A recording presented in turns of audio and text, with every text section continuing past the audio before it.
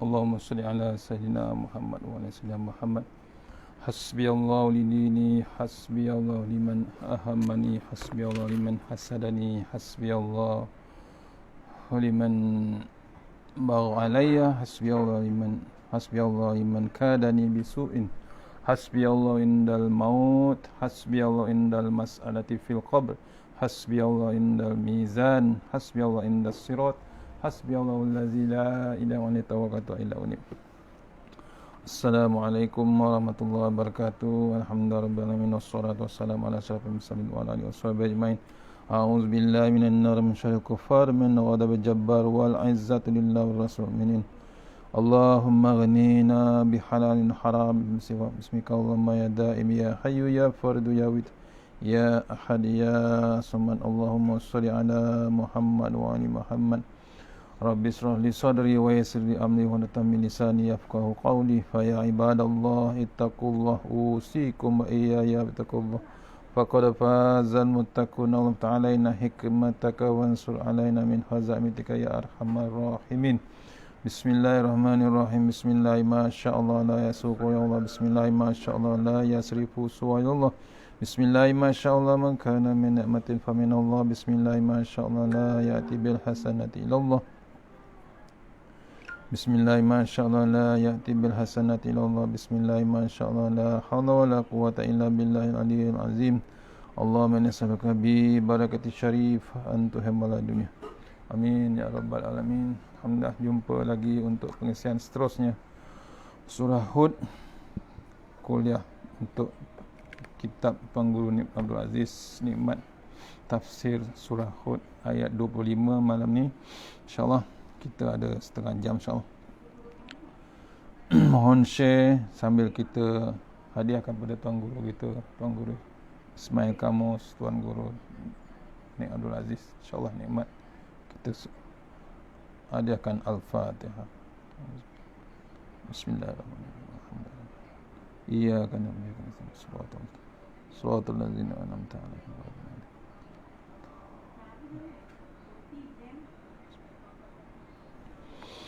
InsyaAllah mohon share pada sahabat-sahabat. Kita share.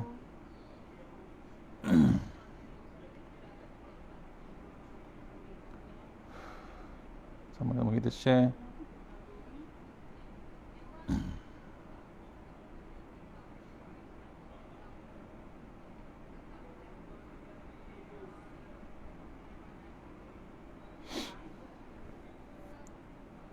Siapa yang buka Facebook, ada di Facebook Audio Kuliah, mohon ada di Facebook Audio Kuliah, insyaAllah ada di sana, insyaAllah memang tengah live, insyaAllah. Sama-sama kita share, insyaAllah.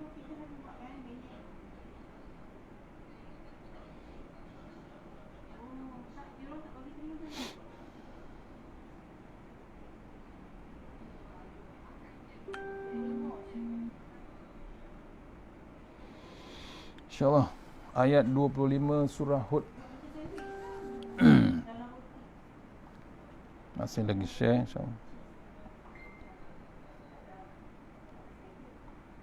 Sebentar tuan-tuan, share dengan grup. Sepatutnya malam ni Masjid Baitul Amin, tapi tukar pada program pukul 9 nanti, insyaAllah kita akan share juga.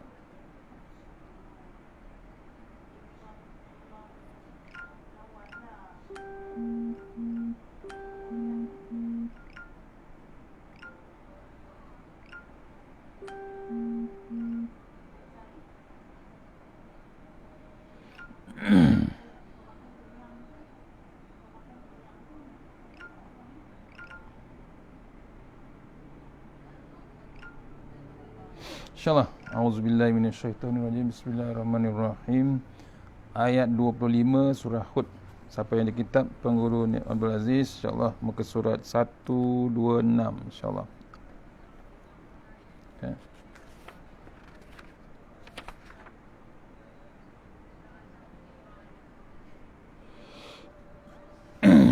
A'udzubillahi minasyaitonirrajim. Wa laqad arsalna Nuhan ila qaumihi inni lakum nazirum mubin. Sadaqallahul azim. maksudnya, artinya, dan demi sesungguhnya kami telah utuskan Nabi Nuh.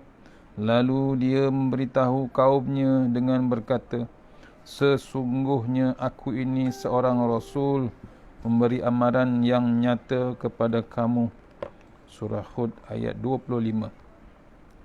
Ini dalil menyatakan Allah telah mengutuskan Nabi Nuh, lalu memberitahu kaumnya dengan berkata, aku ini seorang Rasul pemberi amaran yang nyata kepada kamu, iaitu kepada kaum dia. Waktu kita mula-mula membaca surah ini, Allah Subhanahu Wa Taala menyebut 5 perkara sebagai tajuk utama surah Hud. Tajuk pertamanya ialah manusia tidak boleh mengabdikan kecuali kepada Allah. Dan ini merupakan tajuk asas pengajaran yang dibawa oleh semua para nabi-nabi. Hendak jadi kuli, jadilah kuli Allah. Hendak jadi buruh, jadilah buruh Tuhan. Hendak jadi hamba abdi, jadilah hamba abdi kepada Tuhan yang bernama Allah. Maknanya seruan ini telah timbul sejak zaman Nabi Nuh lagi.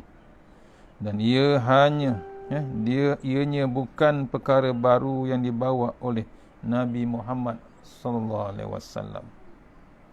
Saya ulang balik, Inilah waktu kita baca surah ni awal lagi, Allah SWT menyebut 5 perkara sebagai tajuk utama surah Hud. Tajuk pertamanya ialah manusia tidak boleh mengabdikan kecuali kepada Allah Subhanahu Wa Taala. Ini merupakan tajuk asas pengajaran yang dibawa oleh semua nabi-nabi. Hendak jadi kuli Allah. Jadilah kuli Allah. Hendak jadi buruh, jadilah buruh Tuhan. Hendak jadi hamba abdi, jadilah hamba abdi kepada Allah yang Tuhan kita. Hendak jadi, maknanya seruan ini telah timbul sejak zaman Nabi Nuh. Timbulnya seruan ini adalah zaman Nabi Nuh lagi perkara ini telah dibawa oleh Nabi Muhammad SAW. Perkara yang sama juga. Tetapi oleh sebab manusia menyeleweng, manusia menyelewengkan Tuhan, maka Nabi Nuh pun bersembahyang hajat. Akhirnya Tuhan menurunkan bala berbentuk hujan. Hujan yang turun dari langit. Bumi ini memecah kerana perlagaan air hujan dari langit dengan air yang keluar dari perut bumi. Sedangkan air itu merupakan asas bagi kehidupan manusia. Tetapi oleh sebab air itu terlalu banyak, maka nikmat telah bertukar menjadi laknat, menyebabkan semua manusia mati, habis licin. Yang tinggal hanyalah orang-orang mukmin yang menuruti Nabi Nuh naik ke atas perahunya. Diceritakan peraman zaman Nabi Nuh. Disebabkan penyelewengan manusia kepada Tuhan, akhirnya Nabi Nuh pun sembahyang hajat. Akhirnya Tuhan menurunkan bala berbentuk hujan yang turun dari langit. Bumi ini memecah kerana perlagaan antara air hujan dari langit dengan air yang keluar dari perut bumi. Sedangkan air itu merupakan asas bagi kehidupan manusia. Allah, tuan-tuan, bukan air hujan. Kita kadang-kadang kalau hujan lebat sangat, kita salahkan air hujan.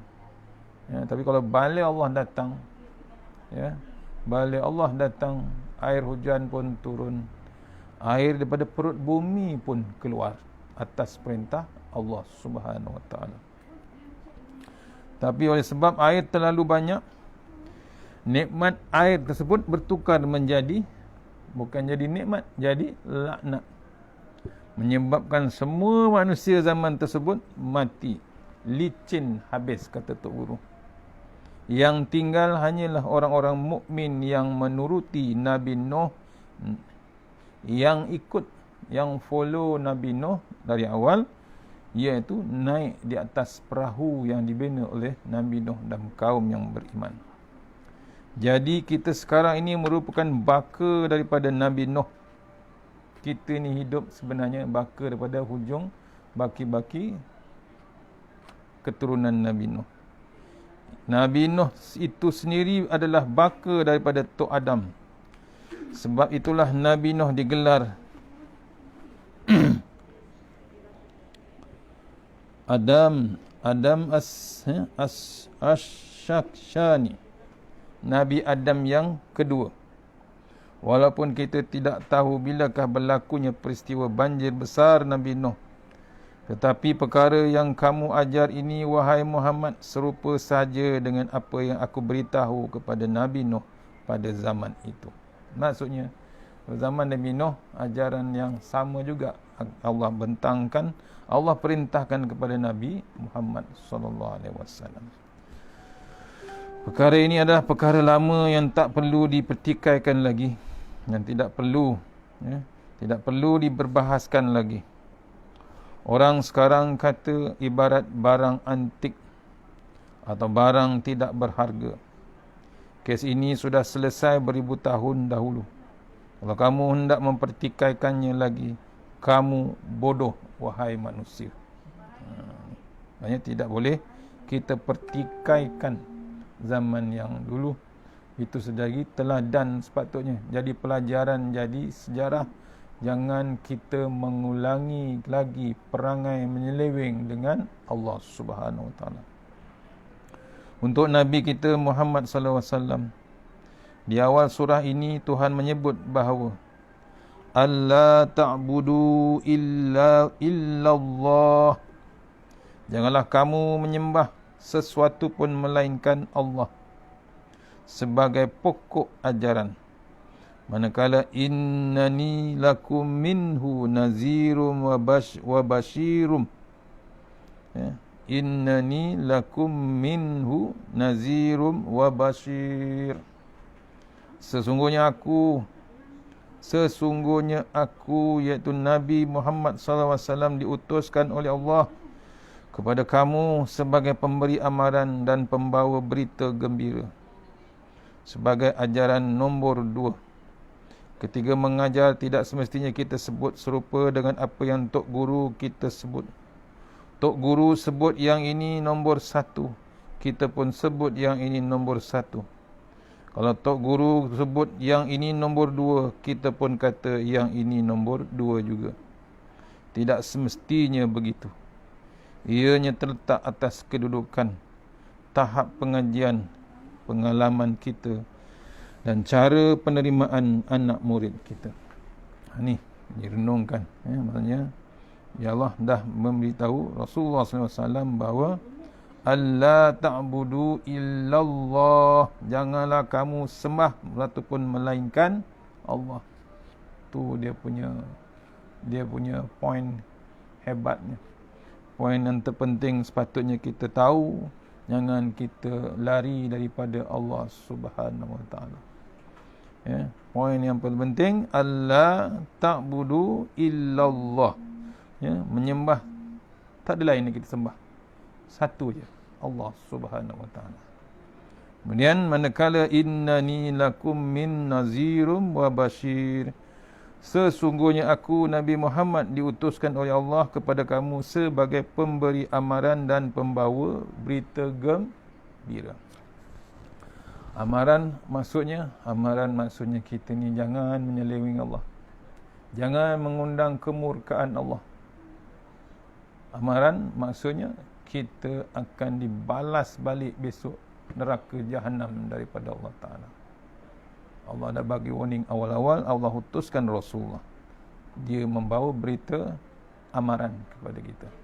Lepas tu dalam Quran ditulis, ada khabar, ada berita, ada khabar baru, ada khabar terbaik, ada khabar gembira, ada khabar duka cita.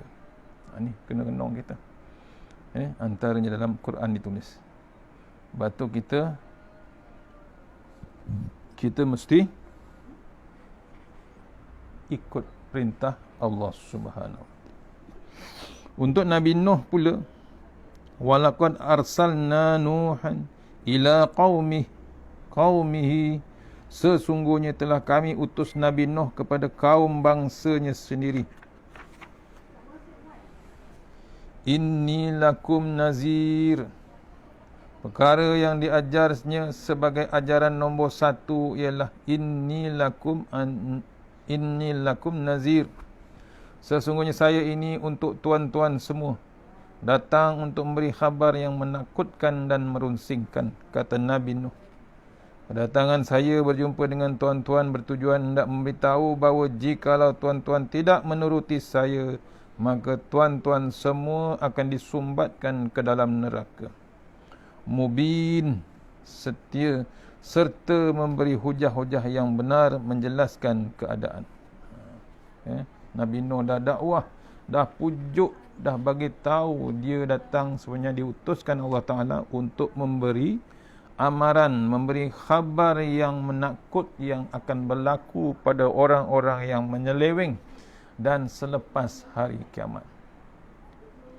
Nabi Nuh awal-awal lagi, khabar yang merunsingkan, tapi kaumnya amat degil, tak semua ikut.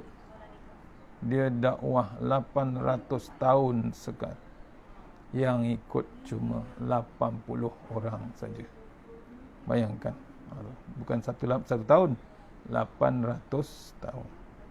Perkataan mubin maknanya menyatakan atau menjelaskan. Apa saja mereka yang saya diberitahu, kalau tidak faham, tuan-tuan boleh bertanya dan saya boleh menjelaskannya kepada tuan-tuan semua sampai terang benderang. Seperti itu kalau hendak ingkar juga, itu bukannya kesalahan saya lagi. Dia bagi tahu dah, semuanya akan diterang.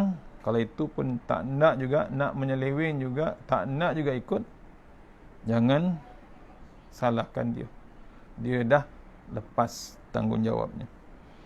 Apabila kita mengajar dan bercakap mengenai agama, baik dalam bahagian rumah tangga, jual beli, politik, atau dalam bahagian apa sekalipun, biarlah orang faham bahawa kalau mereka tidak turut juga, tak ikut juga apa yang kita ajar, maka mereka akan dimasukkan ke dalam neraka. Kalau tidak faham, kamu boleh bertanya. Kalau saya boleh jawab, saya akan jelaskan dengan sebaik-baiknya. Kalau saya tidak boleh menjelaskannya dengan baik, itu bukan kerana benda yang saya ajar itu salah, tetapi boleh jadi saya tidak cukup ilmu lagi. Mari kita pergi jumpa tok guru lain atau berjumpa dengan tok ayah yang lain. Ini caranya kita nak berdakwah. Hanya kita tak boleh putus asa, tidak boleh putus asa sebab dakwah kena teruskan. Tidak boleh kita biarkan kaum kita, sahabat kita, kerabat kita memang potensi untuk masuk ke dalam neraka dengan keadaan menyelewengnya, kita biarkan macam tu saja. Itu kesalahan kita juga. Pasal apa? Tidak menyampaikan. Syaratnya yang utama, pastikan kita sampaikan. Caranya dengan berhikmah. Tidak boleh keras, tidak boleh kasar terhadap mereka. Bagi kita sebagai orang yang mengajar, apa yang penting adalah kita kena memberitahu hingga dia berpuas hati. Kita beritahu bab pendengar hingga dia berpuas hati. Selepas itu sama dia hendak memakainya ataupun tidak, itu dia punya masalah. Kita cuma sampaikan. Sebab tu Nabi kata, sampaikan walaupun satu ayat. Satu ayat kita sampaikan, kemungkinan mengubah macam-macam perkara. Ini merupakan asas dalam proses pengajaran. Inilah kaedah mengajar yang kita terima daripada tok guru besar kita, iaitu nabi-nabi dan tok guru besar akhir zaman, iaitu Nabi Muhammad sallallahu alaihi wasallam. Tidak ada nabi di atas muka dunia ini yang Tuhan suruhnya mengajar, tetapi dia sendiri tidak mengerti apa yang dia ajar. Semuanya nabi lantikkan Allah Subhanahu wa taala. Tak ada pilihan raya, tak ada pemilihan, tak ada. Ya, dia tak panggil macam YB, dia tak panggil macam ahli dewan ataupun wakil rakyat. Dia dah wakil daripada Allah Subhanahu wa taala. Yang pilih tu paling pakar, maha pakar. Kita memilih YB, kita memilih wakil rakyat, kita pun tak pakar. Kita langsung tak kaji wakil yang kita wakilkan. Main pangkah je. Itu pun satu hal juga kita. Tu kadang-kadang jangan marah kita dapat pemerintah yang zalim. Kata ulama Indonesia, jangan salahkan dapat pemerintah yang zalim kepada kita. Pasal apa? Pasal kesalahan tu dilakukan oleh rakyatnya sendiri yang zalim. Pasal memilih yang sepatutnya, yang tak sepatutnya kita pilih. Itu kena renung kita bab-bab nak milih pemimpin.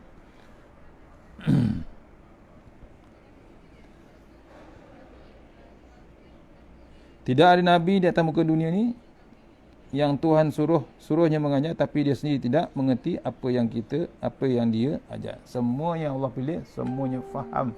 Apa yang Allah perintah, dia akan faham.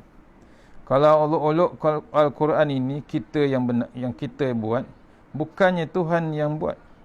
Boleh jadi kita sudah tambah separuh perkataan di tengah-tengah ayat ini sebagaimana berikut. Walaqad arsalna Nuhan ila qaumih inni qala lakum nazirum mubin. Sesungguhnya kami utus Nabi Nuh kepada kaum bangsa dia. Lepas daripada itu bila Nabi Nuh pergi ke kampung dia, berkatalah Nabi Nuh, sesungguhnya saya ini mari ataupun datang ke kampung ini untuk nazirun dan nabi dan mubinun. Tapi Allah Ta'ala tidak menggunakan perkataan qala yang membawa maksud berkatalah atau berceritalah. Ini menggambarkan kepada kita seolah-olah sekarang ini Tuhan sedang membawa kita mendengar ceramah Nabi Nuh.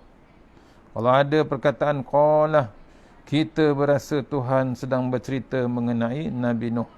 Sementara kita pula berasa di zaman yang lain. Allah Ta'ala tidak mahu kita setakat mendengar cerita sahaja. Tetapi Allah membawa kita pergi duduk bersila di hadapan Nabi Nuh ketika Nabi Nuh sedang berceramah. Itu cara Allah didik kita dengan perkataan-perkataan yang cantik untuk memahamkan kita dengan keadaan Nabi Nuh, keadaan zaman Nabi kita Nabi Muhammad SAW. Dengan cara demikian akan tercetuslah perasaan kebersamaan di antara kita dengan Nabi Nuh. Tu.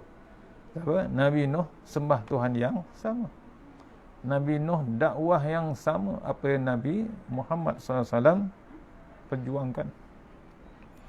Oleh kerana itulah di sini Allah tidak menggunakan perkataan qala bagi membolehkan orang ramai yang baca Al-Quran merasakan dirinya bersama Nabi Nuh ketika membaca Al-Quran.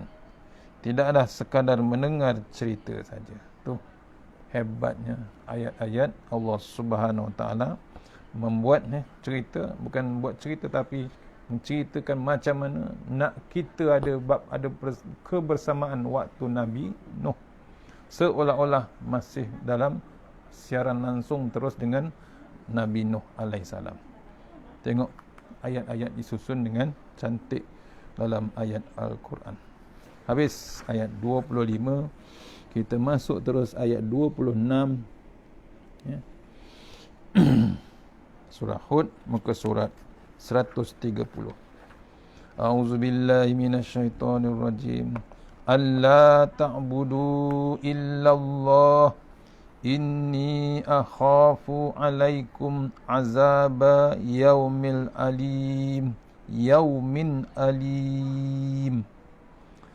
Surah Hud ayat nombor 26 yang bermaksud iaitu janganlah kamu menyembah melainkan Allah. Sesungguhnya aku bimbang, yakni jika kamu menyembah yang lainnya, kamu akan ditimpa azab yang tidak terperi sakitnya daripada pada hari pembalasan. Allah Akbar. Ya, dah dipesankan lagi. Ya, ajaran zaman Nabi Nuh sampailah Nabi Muhammad. Diperintahkan kita supaya menyembah Allah sahaja, jangan kita sembah yang lain. Ya, kadang-kadang kita tak perasan kita nak jadi hamba Allah Subhanahu Wa Taala. Tapi kadang-kadang kita jadi hamba bab dunia, hamba benda lain, hamba selain daripada Allah Taala. Ingat ayat ini mengingatkan kita akan ditimpakan azab yang tidak terperi sakitnya pada hari pembalasan nanti. Ajaran Nabi Nuh yang kedua ialah an la ta'budu illallah. Tuan-tuan semua tidak boleh berabdi dan jangan berabdi kecuali kepada Allah Subhanahu Wa Taala. Jangan jadi kuli kecuali menjadi kuli Tuhan. Jangan makan gaji selain makan gaji dengan Tuhan. Sebagaimana kita yang makan gaji dengan orang kerajaan, company ataupun orang kampung. Tentulah kita kena buat mengikut kehendak majikan, walaupun kita sendiri berasa payah dan lambat kalau mengikut kehendak majikan kita. Tapi kerana kita dah makan gaji dengannya, maka kita kena buat serupa dengan apa yang Tuhan kita hendak. Pasal kita menumpang saja di dunia ini. Kita dengan Tuhan kena macam ni. Ya, kita dengan Tuhan kena lagu ni, lagu tu kata Tok Guru. Ya, ini begitu juga. Bila kita kerja dengan orang makan gaji, kita dengan Allah Ta'ala pun juga lagu tu. Begitu juga dengan Allah Ta'ala. Bila Allah kata, aku hendak kamu buat lagu ni begini. Sama ada payah, susah, terkepit ataupun sakit, kamu tetap kena buat sebab makan gaji dengan Allah Subhanahu Wa Taala. Kalau tidak mahu makan gaji dengan Allah, kamu hendak makan gaji dengan siapa lagi? Sudah pasti nanti kamu akan makan gaji dengan syaitan pula. Ni perintah yang ditujukan kepada kita semua. Tidak ada sebab kita hendak makan gaji dengan syaitan, kerana syaitan tidak mencipta kita. Syaitan tidak mencipta bumi tempat kita berpijak. Langit pun kita junjung, dan udara untuk kita bernyawa. Malahan tidak mencipta apa-apa walaupun sedikit pun. Tu, syaitan tak ada apa-apa sebenarnya. Jadi tidak ada sebab kita hendak makan gaji selain daripada Allah Ta'ala. Makan gaji dengan manusia, dia bayar dengan pitih. Tetapi makan gaji dengan Tuhan, dia bayar dengan syurga. Beza makan gaji kita dengan Allah dengan manusia. Apabila mati barulah kita boleh menerima gaji. Sebab itulah kita kena bersembahyang, berpuasa, bersedekah, mengajar dan mengaji, yakni belajar, walaupun kadang-kadang benda-benda ini dirasakan berserabut dan menyusahkan. Padahal yang tidak bersembahyang masih ramai lagi yang boleh hidup. Jawabnya ialah, oleh kerana aku makan gaji dengan Tuhan, maka aku kena ikut kehendak Tuhan. Ada orang tak sembahyang tapi boleh hebat, mewah. Allah bagi peluang. Kena renung kita. Selepas Nabi Nuh sebut begitu, bila dia berasa masih ada juga orang yang tidak mendengar kata-katanya, maka dia pun berkata lagi, inni akhafu alaikum azaba yaumin alim. Sadaqallahul azim. Saya bimbang benar, takut-takut azab di satu hari benar-benar. Takut satu hari yang benar-benar menyedihkan itu menimpa ke atas tuan-tuan semua. Nabi Nuh bimbang kaumnya kena azab. Azab yang besar. Bukan di akhirat, di dunia lagi. Itu yang dibimbangkan oleh Nabi Nuh. Sebagai seorang Nabi, saya yakin bahawa mana-mana yang tidak mendengar kata-kata saya, mereka akan ditimpa azab. Bila ke azab itu? Yaumin alim. Di hari yang benar-benar menyedihkan. Maksud hari yang menyedihkan itu ialah hari kiamat. Itu yang paling dahsyat. Dunia ni COVID kita tak tahu. Tu baru COVID, belum kiamat lagi. Yang berlaku kiamat selalu hari ni. Hari ni 15 orang. Kiamat kecil, mati. Itu kiamat kecil. Ya, itu. Tapi kiamat yang paling besar, kiamat besar besok. Hancur satu dunia. Di dalam Quran ada berpuluh-puluh nama Allah Ta'ala guna untuk hari kiamat. Sebagaimana yang kita baca pada setiap malam Khamis selepas sembahyang Isyak di Masjid Pulau Melaka, tiap-tiap nama itu ada pengertian yang tersendiri. Mudah-mudahan kalau manusia tidak berasa gerun dengan semua nama-nama itu, sekurang-kurangnya mereka akan berasa gerun dengan salah satu daripadanya. Di hari kiamat nanti, orang mukmin, orang kafir dan orang munafik semuanya akan bersedih. Orang kafir sedih sebab dia menderhaka. Orang munafik sedih pasal dia bermuka-muka di atas dunia. Orang mukmin pula sedih kerana dia tidak membuat banyak amalan. Orang lain berkendong, berjunjung dan berkelek masuk ke dalam syurga. Sedangkan aku hanya boleh berjinjing dan membimbing saja. Umur sama tua, tenaga sama banyak, otak pun sama besar seperti dia. Tetapi kenapa dia lebih daripada aku? Kenapa? Itu baru sesal yang tidak sudah. Ya, mari kita tengok sahabat masuk ke surga, sahabat surah, sahabat masjid.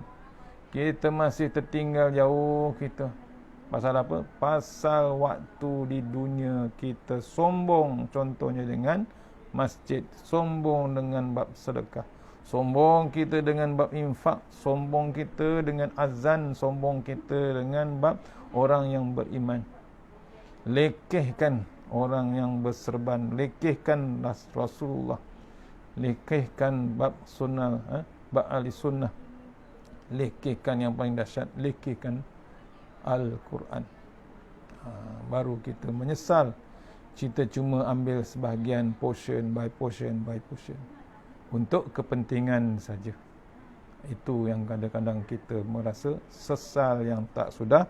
Waktu dah berlaku pada hari kiamat nanti.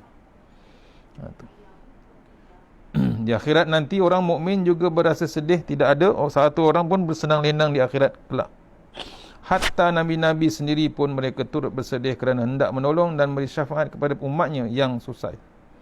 Itu sedih cara Nabi. Jadi Nabi Nuh berkata, kalau kamu tidak berasa sedih juga, habislah ikhtiarku. Kita dah bagi nasihat sekarang. Nabi pun dah bagi nasihat. Nabi pun dah wasiatkan macam-macam.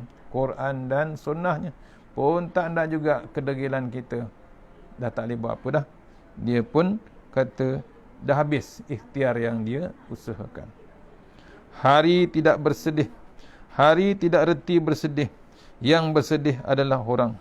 Kalau begitu, mengapa Tuhan kata Yaumin alim, hari yang sedih?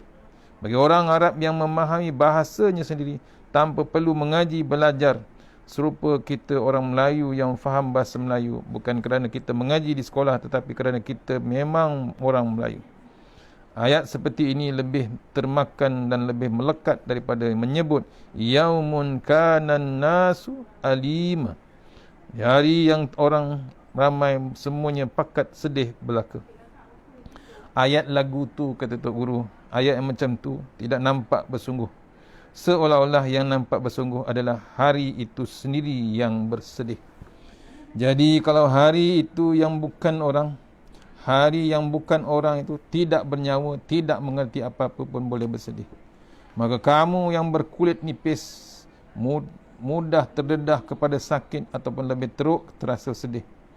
Ayat ini menerajang masuk ke dalam hati dengan harapan manusia akan bersungguh-sungguh berasa sedih dan gerun hingga berdiri tegak bulu roma bila mendengar ayat ini. Itulah tujuan sebenarnya Allah tunjukkan ayat ini. Biar kita rasa takut, gentar dengan ancaman yang akan datang. Memang agama ini mengajar manusia sifat bijaksana. Kalau kita dapati pengajaran dan penyampaian kita tidak masuk ke dalam hati anak-anak murid, maka kita sebagai tok guru mesti memperbaiki kedudukan diri sendiri. Jangan cepat mempersalahkan anak-anak murid kerana tidak mendengar kata. Serupa kita menebang pokok kayu tetapi pokok itu tidak tumbang. Orang tua kata jangan sumpahkan pokok kerana kerasnya kayu, tetapi tengoklah bagaimana keadaan kapak kamu. Marahkan kayu padahal kapak kamu yang tumpul. Ni ya. Maksud yang dalam, maksudnya kita ni nak mengajar, kita pun kena ada bab ilmu juga. Kita kena ada praktis juga. Kita kena beramal juga. Tu antara yang diceritakan dalam ayat surah Hud ayat 26, minta kita mesti ada rasa gerun dengan ayat-ayat Allah dan ancaman yang akan berlaku pada diri kita. Habis dah ayat 26. InsyaAllah kita akan berhenti takat ni dan nak masuk isyak. Kita akan jumpa terus nanti tafsir ayat yang ke-27 dari kitab Tuan Guru Nik Abdul Aziz Nikmat, insyaAllah. Kita baca, bukan kita tafsir, kita baca tafsirannya, insyaAllah. Mana yang terbaik daripada Allah Subhanahu Wa Taala, yang lemah daripada saya sendiri, kita sudahi surah Al-Fatihah, insyaAllah. A'udzubillahi minasyaitanir rajim. Bismillahirrahmanirrahim. Alhamdulillahirabbil alamin. Iyyaka na'budu wa iyyaka nasta'in. Shiratal ladzina an'amta 'alaihim.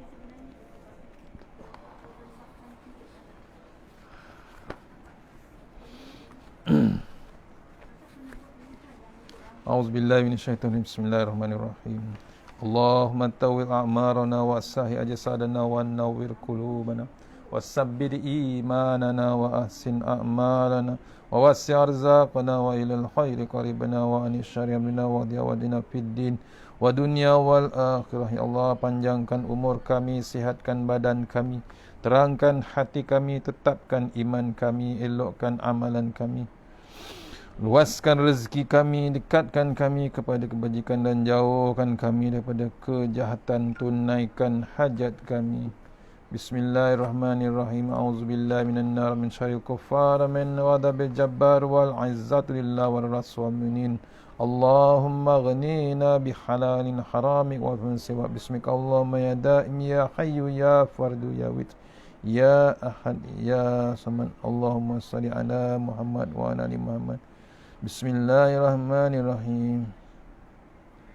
Bismillah masyaallah la yasuqu bismillah masyaallah la yasrifu suwayallah. Bismillah masyaallah ma kana min ni'matin famin. Bismillah masyaallah la ya'ti bil hasanati illallah. Bismillah masyaallah la haula wala quwata illa billahil aliyyil azim. Subhanallahil aliyyil dayan, subhanallah syadidil arkan, subhana ma yadhhabu bil laili wa ya'ti bin nahar, subhana man la yushghiluhu sya'an wa anshan. Subhanallahil hannanil mannan, subhanallahil musabbahi fi kulli makan. Bismillahirrahmanirrahim. Bismillahil khairil asma. Bismillahil ladzi la yadurru ma ismihi azab. Bismillahil kafi. Bismillahil muafi. Bismillahil ladzi la yadurru ma ismihi syai'un fil ardi wa la fis samaa'i wa sami'un 'alim. Bismillah ala nafsi wa dini. Bismillah ala yuman. Bismillah ala kulli syai'in atani rabbi. Allahu akbar. Allahu akbar. Allahu akbar. Allahu Rabbi la usyriku bi syai'in azza wa jalla tanaruka wa taqaddasat asma'uka wa la ilaha ghairu. Allahumma inna a'udzubika min syarri kulli jabbarin anin wa a'udzubika min syarri kulli syaitanin wa min syarri qada'is su wa min syarri kulli dabbah wa anta akhizun bi nasiyatiha. Inna rabbi ala siratin mustaqim. Taqassanna bizi wa jabar wa tasamna malakut allazi la yamut isrif anna al-bala wal waba innaka ala kulli syai'in qadir. Wassallallahu alaihi wasallam. Alhamdulillahirabbil alamin. InsyaAllah jumpa lagi. Mudah-mudahan kesian dapat kita bawa menghadap Allah Ta'ala, insyaAllah. Kita jumpa, tengok kalau jadi bulan pukul 9 suku di online masjid Puchong, insyaAllah, Bandar Bukit Puchong, Masjid Baitul Amin, insyaAllah. Assalamualaikum warahmatullahi wabarakatuh.